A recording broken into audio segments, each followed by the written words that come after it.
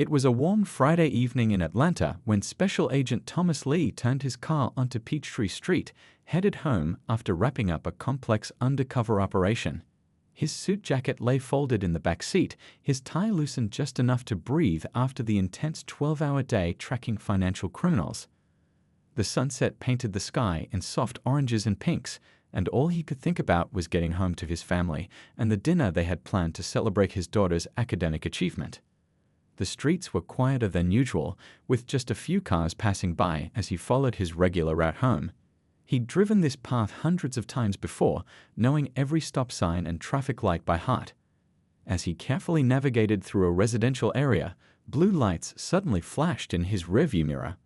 Officer David Wilson, a 6-year veteran of the local police force, had pulled up behind him in a patrol car.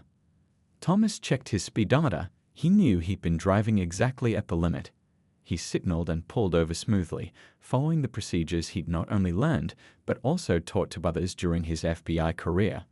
With professional courtesy, he placed both hands on the steering wheel where they could be clearly seen, rolled down his window, and waited. The approaching footsteps were heavy and deliberate. Officer Wilson appeared at the window, his hand resting near his holster. A detail Thomas's trained eye couldn't miss. "License and registration," Wilson demanded, without the usual professional greeting. Thomas noticed the officer's body language was tense, almost aggressive, which seemed unnecessary for a routine traffic stop. "Good evening, officer," Thomas responded calmly. "May I ask why I'm being pulled over?" His voice remained steady and professional, the same tone he used countless times while conducting his own investigations. "You ran that stop sign back there," Wilson snapped, though Thomas knew with absolute certainty he'd made a complete stop. He'd actually waited longer than usual at that intersection because a cat had crossed the street. "Sir, I respectfully disagree, but I'll be happy to provide my license and registration," Thomas replied. "I'd also need to inform you that I'm a federal agent." He moved slowly, telegraphing his movements. "I'm going to reach for my credentials now." The situation shifted dramatically when Thomas reached for his FBI credentials. Officer Wilson's demeanor changed from merely hostile to openly aggressive. "Yeah, right," he scoffed, his hand tightening on his holster. "Everyone's got some kind of story. Let me guess, you're somebody important." Thomas maintained his composure, drawing from years of experience in high-pressure situations. He carefully held up his FBI badge and ID, ensuring they were clearly visible in the fading daylight. "Officer Wilson, I am a special agent with the Federal Bureau of Investigation. These are my credentials. You're welcome to verify them with your dispatcher." Instead of checking the credentials, Wilson's face hardened. "Step out of the vehicle," he ordered, his voice rising. "Real federal agents don't drive civilian cars in this neighborhood." Thomas felt his heart rate increase slightly, but his face remained calm. He trained for situations like this, though he'd never expected to be on this side of law enforcement interaction. The irony wasn't lost on him. Just hours ago, he'd been leading an operation that protected the very laws this officer was now violating. Several bystanders had begun to notice the scene unfolding. A couple walking their dogs slowed their pace, and a young man across the street had taken out his phone, likely recording. Thomas knew things were about to escalate, but his years of experience told him to stay calm and let the situation play out by the book. He'd seen too many similar scenarios go wrong when emotions took over. As he prepared to follow Wilson's order to exit the vehicle, Thomas pressed the small voice activation button on his watch, a standard FBI-issue device that would record everything that followed. He knew that whatever happened next would have consequences far beyond this street corner in Atlanta, and the truth would need to be documented. The sun had almost completely set now, and the blue lights from the patrol car cast strange shadows across both men's faces. What should have been a simple traffic stop was about to become something that would spark conversations across the nation and force a long overdue examination of power, prejudice, and justice in American law enforcement. As Thomas carefully stepped out of his car, the cool evening air hit his face. His movements were slow and deliberate, hands clearly visible at all times. The patrol car's flashing lights turned the peaceful neighborhood into a scene from a movie, casting blue shadows that danced across the pavement. Officer Wilson stood back, his stance rigid and commanding. Hands where I can see them, and turn around slowly, he barked, despite Thomas already having his hands raised. The young man across the street was still recording, and now a small crowd had gathered on their front porches, watching the scene unfold with concerned expressions. "Officer, I understand you're doing your job," Thomas said calmly, his voice steady despite the tension. "But I want to be clear, I'm an FBI agent and my credentials are valid. You can verify this with one phone call to dispatch." He could feel his heart pounding, not from fear, but from the sheer frustration of the situation. Wilson moved closer, his face twisted with disbelief and something darker, prejudice that Thomas had seen too many times before. "Sure, and I'm the President of the United States," Wilson sneered, reaching for his handcuffs. "These fake federal IDs are getting better every year. Turn around." A middle-aged couple walking their dog had stopped completely now, the husband already on his phone, likely calling the police department. Thomas could hear fragments of his conversation. "Officer. Unprofessional conduct, possible harassment." The situation was spiraling, but Thomas's training kicked in. He knew every word, every action would be scrutinized later. "Officer Wilson, badge number 7842, he said clearly, knowing his watch was still recording. "I want to state again that I am a federal agent. Your actions right now are being recorded, and you're making a serious mistake." Rather than giving pause, Thomas's words seemed to fuel Wilson's anger. "Oh, so now you're threatening me." Wilson's voice rose sharply. "That's it. Hands behind your back." He roughly grabbed Thomas's arm, the handcuffs jingling ominously in his other hand. More phones had appeared in windows and doorways. The young man who'd been recording first had started live streaming, his commentary barely audible. "Happening right now.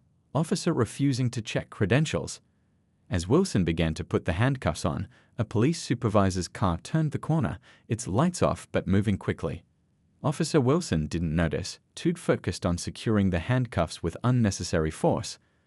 Thomas winced but remained silent, knowing the supervisor's arrival might change the dynamic. What seems to be the problem here? The supervisor, Lieutenant Roberts, stepped out of his car. His voice carried the weight of authority and experience. Wilson straightened up immediately, though he kept a firm grip on Thomas's arm. "Got someone here claiming to be FBI, sir. Using fake credentials, resisting cooperation," Wilson reported, his voice suddenly professional but still tinged with hostility. Lieutenant Roberts looked at Thomas, then at the gathering crowd with their phones, and back to Wilson. "Did you run the credentials through dispatch?" he asked, his tone suggesting he already knew the answer. Well, they're obviously fake, sir," Wilson stammered, his confidence wavering for the first time. The lieutenant's face tightened. "Remove those cuffs, Officer Wilson. Now." His voice was quiet but carried an unmistakable command. As Wilson hesitated, Roberts added, "That's an order." The cuffs came off slowly. Thomas rolled his shoulders, keeping his composure even as relief washed over him. The lieutenant picked up Thomas's fallen credentials from the ground, examining them under his flashlight. His expression changed immediately. "Officer Wilson, step back to your vehicle," Roberts commanded. Turning to Thomas, his tone shifted to one of professional respect. "Agent, I apologize for this incident. Would you mind if we document what happened here?" The crowd had grown larger, their phones still recording. Thomas knew this moment was bigger than just him. It was an opportunity for real change. "Of course, Lieutenant," he agreed. "I think this needs to be documented properly." In the distance, more police cars were arriving, their lights flashing. News vans wouldn't be far behind. The live stream had already gone viral. Thomas could see his phone lighting up with calls from the FBI field office. This quiet evening had turned into something that would make headlines across the country. The lieutenant was already on his radio, his voice tight with controlled anger as he reported the situation. Officer Wilson stood by his patrol car, his earlier bravado replaced by the dawning realization of what he'd done. The young live streamer was now giving a play-by-play to his growing audience, his voice excited but measured. As Thomas watched the scene unfold around him, he knew this incident would spark necessary conversations about law enforcement reform. But right now, he just thought about his daughter waiting at home, probably wondering why her dad was late for her celebration dinner. He pulled out his phone to call his wife, knowing this would be a long night. but one that might lead to meaningful change. The Internal Affairs investigation began at dawn the next morning. The precinct's conference room buzzed with activity as investigators reviewed bodycam footage, witness videos, and Thomas's watch recording. Morning sunlight streamed through the windows, illuminating the serious faces gathered around the large table. "Play that section again," requested the lead investigator, leaning forward in his chair. The room fell silent as Officer Wilson's bodycam footage showed his approach to Thomas's car. Every word, every action was scrutinized. The investigator made notes, his pen scratching quietly against paper. Meanwhile, in another part of the building, Thomas sat with FBI officials and police department leadership. Coffee cups littered the table, evidence of the long night that had stretched into morning. His phone kept lighting up with messages. The story had gone national. "The footage has over 5 million views now," the department's media liaison reported, scrolling through her tablet. "Every major news network is covering it. They're calling it a watershed moment for police accountability." Thomas rubbed his tired eyes. He hadn't slept, spending the night giving statements and talking with investigators. His suit was wrinkled, his tie long since removed, but there was important work to be done. "We've pulled Officer Wilson's record," the Internal Affairs captain announced, sliding a thick folder across the table. "There's a pattern here we can't ignore." The room grew quiet as everyone processed the implications. Previous complaints, similar incidents, all brushed aside or marked as unfounded. Outside the precinct, news crews had set up camp. Their satellite vans lined the street, reporters doing live broadcasts for morning news shows. The young man who'd captured the live stream was being interviewed again, his video now playing on screens across the country.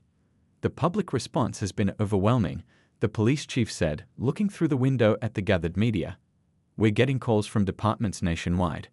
They want to know how we're handling this." Thomas's FBI supervisor nodded. "This is an opportunity for real change, not just here, but everywhere." He turned to Thomas. "Are you willing to be the face of this? It's your choice. We'll support you either way." Before Thomas could answer, his phone buzzed with a text from his daughter. He read it silently, a small smile crossing his tired face. "Dad, my teacher showed your video in class today.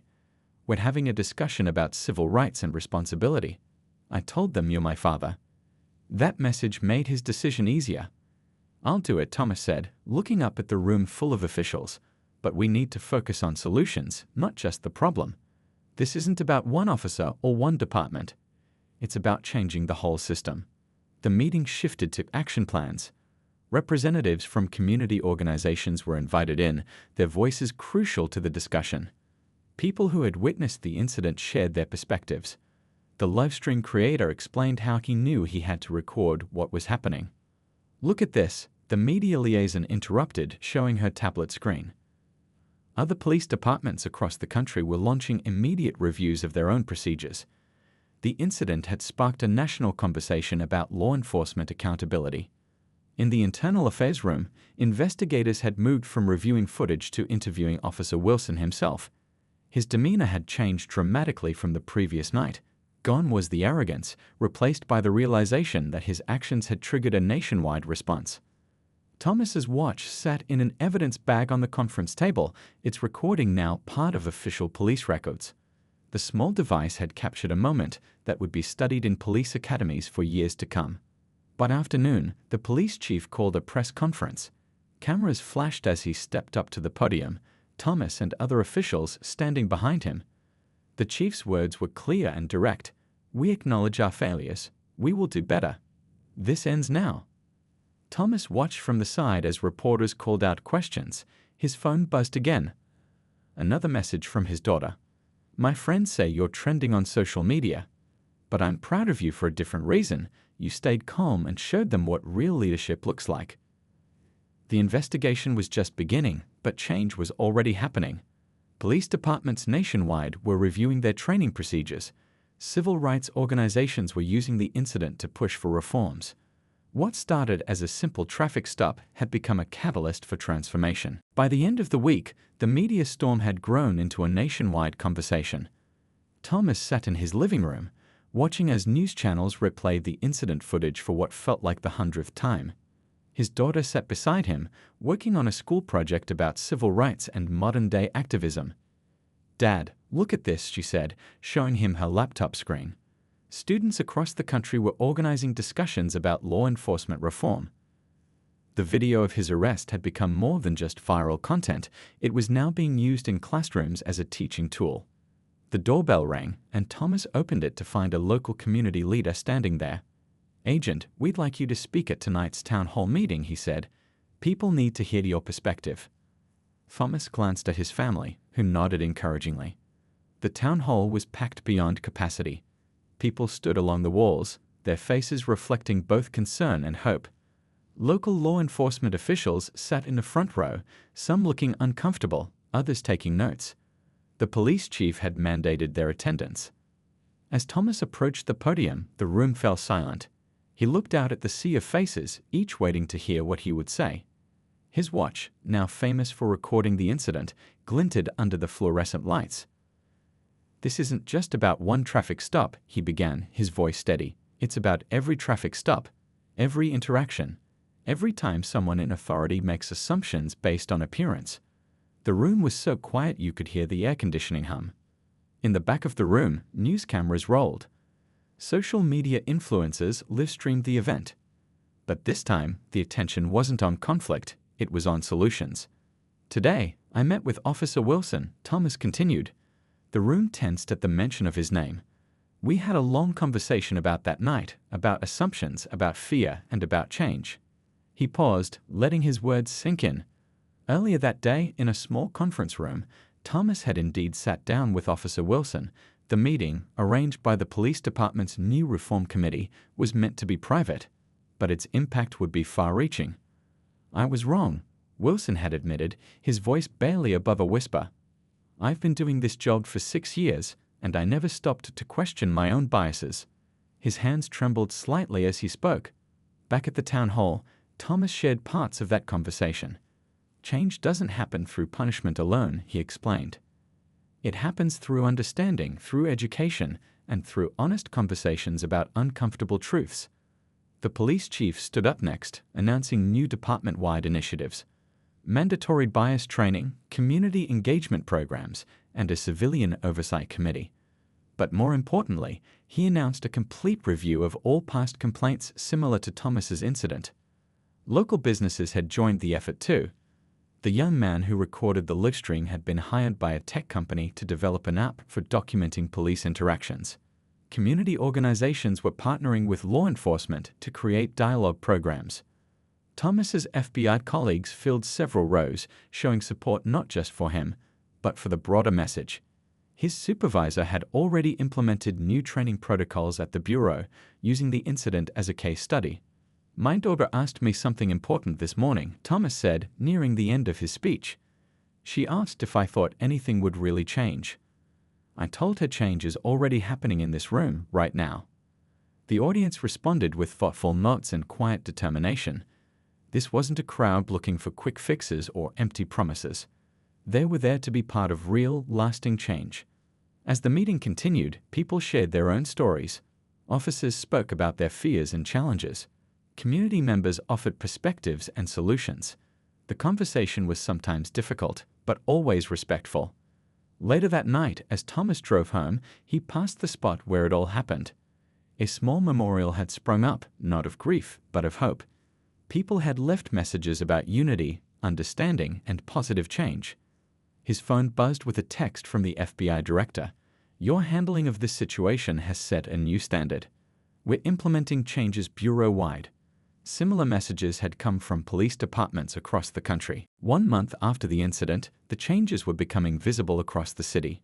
Thomas walked into the police training academy, where he'd been invited to speak to a new class of recruits. The room was filled with eager faces, each person there representing the future of law enforcement. "Before I start," Thomas said, standing at the front of the classroom, "I want you to watch something." He played the now famous video of his arrest, but this time it was different. The footage was intercut with interviews, the witnesses, the young livestreamer, Lieutenant Roberts, and even Officer Wilson himself. "I made assumptions that night," Wilson's voice echoed through the classroom. I let bias cloud my judgment, and I forgot the most important part of my job, to protect and serve everyone equally. The recruits watched intently, some taking notes, others nodding in understanding. In the weeks since the town hall meeting, Wilson had become an unexpected advocate for change. After facing disciplinary action and completing intensive retraining, he'd asked to share his story with other officers. His honesty about his mistakes made his message powerful. The training room walls were covered with new posters, not just about police procedures, but about community engagement, cultural awareness, and the importance of checking biases. Thomas's case had become required learning for every officer in training. Your badge gives you authority, Thomas told the recruits, but your actions earn you respect. He shared stories from his FBI career, times when patience and understanding had proven more powerful than force or intimidation. During the break, a young recruit approached Thomas. "My brother was stopped last year," she said quietly. "It was like your situation, but nobody was recording. That's why I'm here now, to be part of the change." Outside the academy, more changes were taking place. The police department had launched a community oversight program. Regular meetings between officers and neighborhood residents helped build trust and understanding. The Young Livestreamers app for documenting police interactions had launched, with support from both law enforcement and civil rights groups. Thomas's daughter's school project had grown into a citywide student initiative. Young people were organizing workshops about civil rights and responsibilities. They invited both police officers and community leaders to speak, creating dialogue across generations. Back at the FBI office, Thomas's experience had led to new protocols for agent identification during encounters with local law enforcement. His watch recording system had been adopted as standard equipment, not just for protection, but for accountability. "The numbers are already showing improvement," the police chief announced at a press conference. Complaints were down, community trust was up, and officer satisfaction had improved. Other cities were sending representatives to study the changes. Local businesses had joined the effort too. They sponsored community events where officers and residents could meet in casual settings. Coffee shops hosted Conversations with Cops programs where people could ask questions and share concerns in a relaxed environment. Thomas returned to his office that afternoon to find an invitation on his desk. A National Police Chiefs Convention wanted him to be their keynote speaker. They wanted to hear not just about the incident, but about the positive changes that had followed. As he drove home that evening, Thomas passed Officer Wilson speaking to a community group at the local library. Through the window, he could see people engaged in serious but friendly conversation. It wasn't just talk anymore, real change was happening. His phone buzzed with a message from his daughter. "Dad, guess what? My school project got picked up by the state education board. They want to make it part of the curriculum." Thomas smiled, proud that the next generation was carrying the message forward. At home, he found more messages waiting. Police departments from across the country wanted to know more about the changes their city had implemented. Civil rights organizations offered support and resources. The media was still interested, but now they wanted to cover the solutions, not just the problem. 6 months after the incident, Thomas stood at the podium of the National Law Enforcement Conference. The audience was filled with police chiefs, FBI officials, community leaders, and activists from across the country. His daughter sat in the front row, beaming with pride. "6 months ago, I was pulled over on my way to celebrate my daughter's achievement," he began. "Today, I'm here to celebrate a different kind of achievement, one that belongs to all of us." The room fell silent, hundreds of people leaning in to listen. On screens behind him, images told the story of change. The police department's new training programs in action, community meetings where officers and residents worked together, students leading workshops on civil rights. The Young Livestreamers app being used to document positive police interactions. Officer Wilson is now teaching other officers about bias awareness, Thomas continued. "The same man who arrested me that night is helping prevent similar incidents from happening to others." The cameras panned to Wilson in the audience, now a recognized voice for police reform. Thomas's watch, the one that recorded the incident, sat in a display case at the Police Academy Museum. Next to it was a tablet showing his daughter's school project, now part of the state's education curriculum. Young students learned about rights, responsibilities, and the power of peaceful change. But the real story isn't about that one night, Thomas said, his voice strong and clear. It's about what happened afterward. It's about people choosing to learn from mistakes instead of hiding them. It's about communities coming together instead of falling apart. The statistics backed up his words. Complaints against officers had dropped by 60%. Community trust ratings had doubled. Other cities that adopted similar programs were seeing the same positive results. In the audience, Lieutenant Roberts nodded as Thomas described the ripple effects. The lieutenant had become a leader in police reform, training other departments on crisis prevention and community engagement. His methods were being adopted nationwide. The young man who recorded the livestream had turned his app into a platform for positive change. People used it not just to document problems, but to share stories of officers going above and beyond to help their communities. It had become a bridge between law enforcement and the public. Thomas shared stories from the past 6 months, the coffee shop conversations that led to new understanding, the community programs that built trust, the officers who stepped forward to acknowledge their own biases and work to overcome them. My daughter asked me recently if I would change what happened that night if I could, Thomas said, looking at her in the front row. I told her no. Sometimes it takes a difficult moment to create lasting change. The conference room buzzed with energy as Thomas concluded his speech. Police chiefs lined up to learn more about implementing similar programs in their cities. Community leaders shared success stories and strategies. Real change was spreading across the country. As Thomas left the podium, his daughter hugged him tight. "Dad," she whispered, "remember when I was upset about missing my celebration dinner that night? This is so much better." Later that evening, Thomas drove past the spot where it all began. The memorial was still there, but it had evolved. People had added stories of positive changes in their communities, pictures of successful programs, and messages of hope for the future. His phone buzzed with a message from Officer Wilson. "Thank you for helping me become a better officer and a better person." Similar messages came in regularly now from officers and citizens alike, each sharing their own stories of change. As Thomas pulled into his driveway, he thought about how one moment could change everything. Not just the moment of conflict, but the moment when people choose to learn from it, to grow from it, to make sure it leads to something better. The story had come full circle, but its impact continued to grow. In police academies, classrooms, and community centers across the country, people were learning from what happened that night.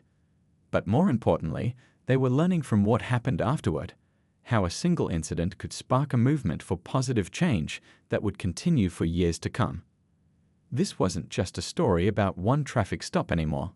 It was a story about how people could come together, face uncomfortable truths, and work to create real, lasting change. It was a story that would be told for generations to come, reminding everyone that the path to progress often begins with the courage to confront our mistakes and the wisdom to learn from them.